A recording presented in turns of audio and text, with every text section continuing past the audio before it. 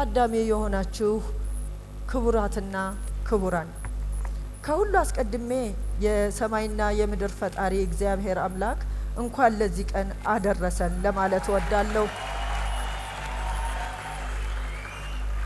እኛ ተመራቂዎች በዚህ ለየት ያለ የዩኒቨርሲቲው ታሪካዊ አውድ በሚንጸባረቅበት ባሁኑ ወቅት ተመራቂዎች በመሆን የዚህ ታሪካዊ ኩነት ተቋዳሾች ለመሆን በመቻላችን ታላቅ ደስታ ሊሰማን ይገባል። ዩኒቨርሲቲያችን 75ኛ ዓመቱን እያከበረ ባለበትና ራስ ገዝ ሆኖ መንቀሳቀስ በጀመረበት በዚህ ወቅት ለመመረቅ መብቃታችን የዘንድሮ ምርቃታችንን ልዩ ያደርገዋል። ዶክተር በቀለች ጥሩዬ እባላለሁኝ። የዘንድሮ ከውጭ ቋንቋዎችና ስነ ጽሁፍ እንግሊሽ ዲፓርትመንት የፒኤችዲ ተመራቂ ነኝ።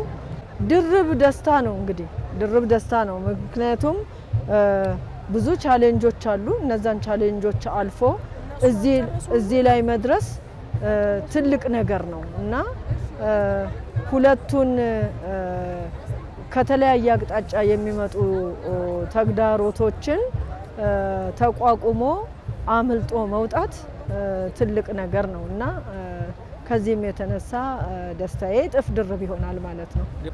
ድርሰት ማለት ከአእምሮ ተጨምቆ የሚወጣ ልጅ ማለት ነው። ያው የወለዱት ልጅ ያህል ነው ከአእምሮ የሚወለድ ስለሆነ ጽሁፍም ልጅ ማለት ነው እና በዛሬው እለት እንግዲህ እኔ ተመርቄ ነገ ደግሞ መጽሐፌን አስመርቃለሁ።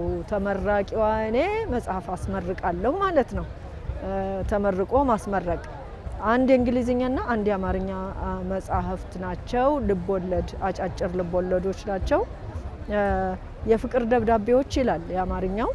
የእንግሊዝኛው ደግሞ ዘ ኢንሄሪትድ ፌት ይላል እና አጫጭር ልቦለዶች ናቸው። እያንዳንዱ አጫጭር ልቦለድ በግጥም ይታጀባል፣ በግጥም ይዘጋል ማለት ነው እና ሁለት ጀነር ነው አንድ ላይ የምናገኘው ማለት ነው። አንዱን መጽሐፍ ስንይዝ እንግዲህ እኔ የመጀመሪያ ዲግሪዬን እንደወሰድኩ መምህር ነው የሆንኩት። እንግሊሽ ቲቸር ነበርኩኝ እና አርሲ ነገሌ አስተምሬያለሁ። ከአርሲ ነገሌ በኋላ ደብረ ዘይት አጠቃላይ ሁለተኛ ደረጃ ትምህርት ቤት ነበረ ማስተምረው፣ ያው በእንግሊዝኛ የእንግሊዝኛ ቋንቋ ማለት ነው እና ከዛ በኋላ ነው እንግዲህ ማስታወቂያ ሚኒስቴር ማስታወቂያ ሲያወጣ ዴፒዩቲ ኤዲተር ኢን ቺፍ ሆኜ የውጭ ቋንቋዎች ምክትል ዋና አዘጋጅ ሆኜ ነው እዛ የተቀጠርኩት። እዛው ያለሁ እንግዲህ ማስታወቂያ ሚኒስቴር ወደ መንግስት ኮሚኒኬሽን ጉዳዮች ጽህፈት ቤት ስሙ ተለወጠ። እኔ መሄድ ሲያቅተኝ መስሪያ ቤቶች ስማቸውን እየለወጡ እኔ ጋር መምጣት ጀመሩ ማለት ነው እና መንግስት ኮሚኒኬሽን ከዛ በኋላ ብሮድካስት ባለስልጣን የኢትዮጵያ ብሮድካስት ባለስልጣን አሁን የኢትዮጵያ መገናኛ ብዙሃን የሆነው ማለት ነው።